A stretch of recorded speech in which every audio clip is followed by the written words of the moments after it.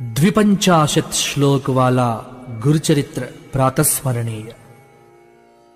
श्रीमत् परमहंस परिव्राजकाचार्य श्री वासुदेवानंद सरस्वती स्वामी जी द्वारा विरचित श्री दत्तभाव सुदारस स्तोत्र से यह 250 श्लोक वाला गुरुचरित्र संक्षेप में लिया गया है।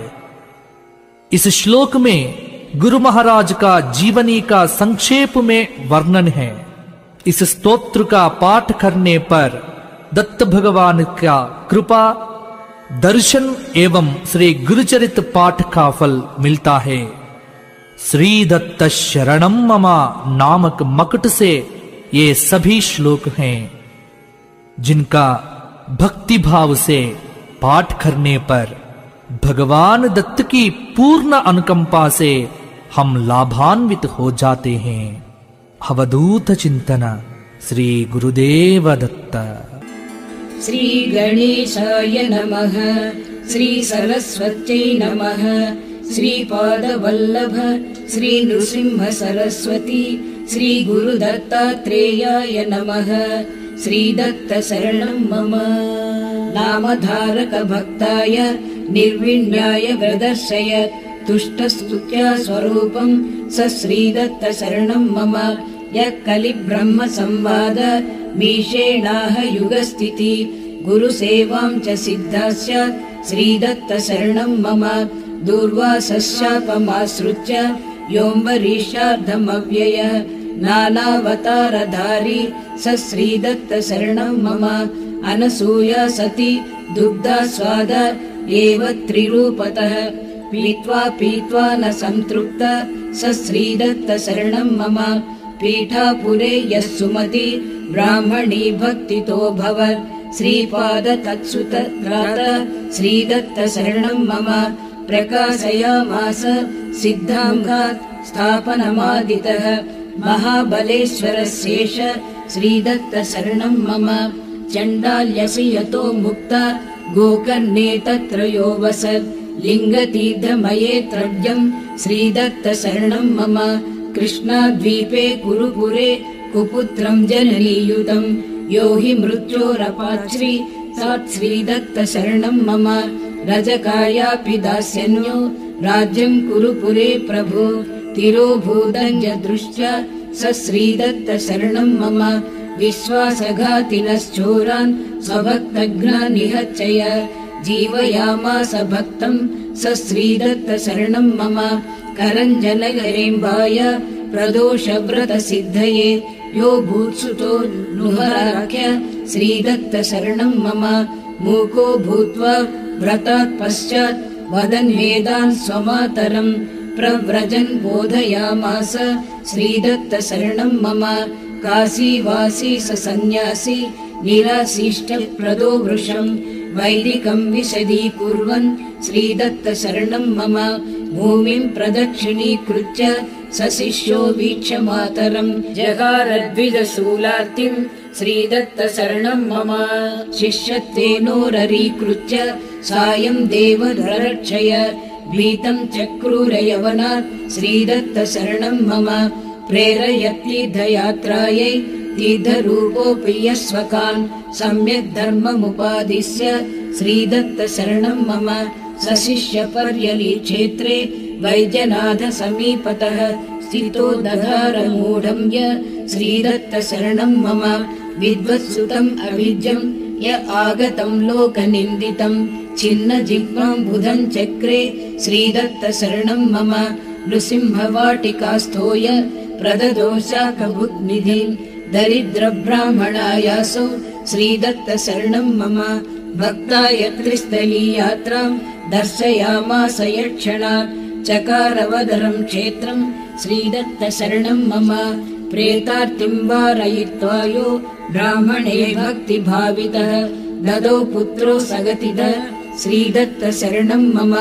तत्त्वं यो मृतपुत्रायै बोधयित्वाप्यजीवयत् मृतं कल्पद्रुमस्त स श्रीदत्त शरणं मम। दोहयामास भिक्षार्थं यो वन्ध्यां महिषीं प्रभु दारिद्रतावदाव स श्रीदत्त शरणं मम। राजप्राधितये चात्र मठे योगानगापुरे ब्रह्मरक्ष समुद्धर्त श्रीदत्त शरणं मम विश्वरूपं निन्दकाय शिविकास्तस्वलङ्कृतः गर्वः दर्शयत्य स श्रीदत्त शरणं मम त्रिविक्रमेण चानीतौ गर्वितौ ब्राह्मणद्विषौ बोधयामास तौ य स श्रीदत्त शरणं मम उक्त्वा चतुर्वेदशाखा तदङ्गादिकमीश्वरः विप्रगर्वहरो य स श्रीदत्त शरणं मम सप्तजन्मविदं सप्तरेखोल्लङ्घनतो ददौ यो हीनाय श्रुतिस्फूर्तिं श्रीदत्त शरणं मम त्रिविक्रमायाः कर्मगतिं दत्तविदा पुनः वियुक्तं पतितं चक्रे श्रीदत्त शरणं मम रक्षसे वामदेवेन भस्ममाहाच्यमुद्गतिम् उक्तां च विक्रमायाः श्रीदत्त शरणं मम गोपीनाथसुतो रुग्णोऽमृत तस्त्रीसुचोचताम् बोधयामास यो योगी श्रीदत्त शरणं मम गुर्वजस्तश्चि संवादरूपं श्रीधर्ममाहयः रूपान्तरेण सप्राज्ञ श्रीदत्त शरणं मम विधवा धर्ममादिश्यानुगमं चाशभस्मदः अजीवयत्मृतं विप्रं श्रीदत्त शरणं मम वेश्या सच्चैतु रुद्राक्ष माहाच्ययुतमीकृतम् प्रसादं प्राहयः सच्चै श्रीदत्त शरणं मम शतरुद्रीयमाहात्म्यं मृतराट्सुतजीवनं सच्चै सशंस सद्गुरु श्रीदत्त शरणं मम कचाख्यानं स्त्रियो मन्त्रानर्हतार्थ सुभाग्यदं सोमव्रतं च यत्प्राह श्रीदत्त शरणं मम ब्राह्मण्यादु स्वभावं यो निवार्यार्लिकमुत्तमं शशंस ब्राह्मणाय सौ श्रीदत्त शरणं मम गार्हस्थधर्मं विप्राय प्रत्यवाय जिघासय क्रममुखे समं प्राह स श्रीदत्त शरणं मम त्रिपुं पर्याप्तपाकेन भोजयामास यो नृणां सिद्धचतुस्सहस्राणि श्रीदत्त शरणं मम अश्वत्थसेवामादिश्य पुत्रो योदात्फलप्रदः चित्रकृद्वृद्धवञ्जाये श्रीदत्त शरणं मम कारयित्वा शुष्ककाष्ठसेवां तद्वृक्षतां नयन् विप्रकृष्टं जहार सौ श्रीदत्त शरणं मम भजन्तं कष्टतोऽप्याह सायं देवं परीक्षयः गुरुसेवा विधानं स श्रीदत्त शरणं मम शिवतोषकरीं काशीयात्रां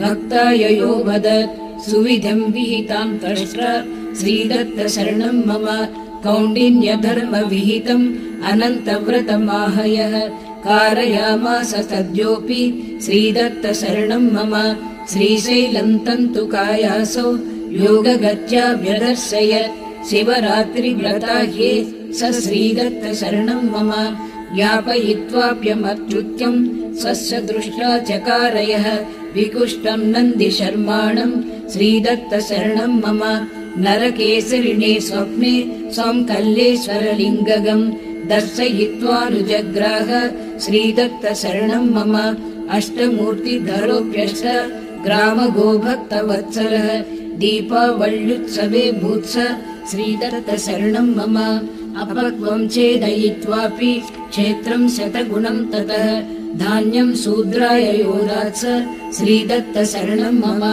गाणगापुरसुक्षेत्रे योष्टतीर्थान्यदर्शयत् भीमरथममरनदीं स श्रीदत्त शरणं मम पूर्वं दत्तवरायादात् राज्यं स्फोटकरुद्घरं म्लेच्छाय दृष्टिं चेष्टं स श्रीदत्त शरणं मम श्रीशैलयात्रामिषेण वरदः पुष्पपीठगः कलोतिरो भवद्यस्य श्रीदत्त शरणं मम निद्रामातृपुरे ससह्यशिखरे पीठं मिमञ्छापुरे काश्याके कर्हाटकेभ्य मपरे भिक्षास्य कोल्हापुरे पाञ्चाले भुजिरस्य विठ्ठलपुरे पत्रं विचित्रं पुरे गान्धर्वे युजिराचम कुरुपुरे दूरे स्मृतो नान्तरे अमलकमलवक्त्र पद्मपत्राभनेत्र परविरतिकणत्र सर्वदा यः स्वतन्त्र स च परम पवित्र सत्कमण्डलमत्र परमरुचिरगात्रो यो न सूया त्रिपुत्र नमस्ते नमस्तेष्टधात्रे विधात्रे नमस्ते नमस्ते डिताघौगहर्त्रे नमस्ते नमस्तेङ्गितज्ञानभर्त्रे नमस्ते नमस्तेष्टकर्त्रे कहर्त्रे नमो नमस्तेस्तु पुरान्तकाय नमो नमस्ते स्वसुरान्तकाय नमो नमस्तेस्तु खलान्तकाय दत्ताय भक्तार्तिविनाशनाय श्रीदत्त देवेश्वर मे प्रसीद श्रीदत्त सर्वेश्वर मे प्रसीद प्रसीद योगेश्वर देहि योगम् तदीय भक्त कुरु मा वियोगम् दत्तो हन्ते मयेतीश आत्मदानेन यो भवत् अनसूया त्रिपुत्र स श्रीदत्त शरणं मम कार्त्यवीर्यार्जुन यादाद्योगर्धि मुभयीं प्रभु अव्याहतगतिं च सौ श्रीदत्त शरणं मम जयतु दत्तो देवसङ्घाभिपूज्यो जयतु भद्रो भद्रदो भावुके जयतु नित्यो निर्मलज्ञानवेद्यो जयतु सत्यसन्धो नवद्य अन्वीक्षकी मलर्काय विकल्पत्यागपूर्वकम् यो ददाचार्यवर्य स श्रीदत्त शरणं मम चतुर्विंशतिगुर्वाप्तम् हेयोपादेयलक्षणम् ज्ञानं यो दत्तवान् नित्यम् श्रीदत्त शरणं मम इति श्रीमत्परमहंसपरिव्राजकाचार्यवर्य श्री वासुदेवानन्द सरस्वती स्वामिना विरचितम् 250 श्लोक गुरुचरितं सम्पूर्णम्।